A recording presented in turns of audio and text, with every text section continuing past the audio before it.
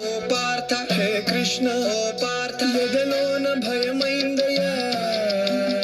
నేనుండ బెంగేలయ్యా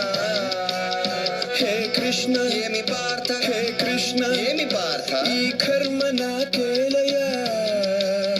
ధర్మాన్ని కాపాడయా పగవాళ్ళు మా వాళ్ళే చుట్టాలులే సమరాన చుట్టరికమే చెల్లదే నారి సారించరా వద్దులే మాధవా అగు కృష్ణ పద పార్థ అగు కృష్ణ పద పార్థ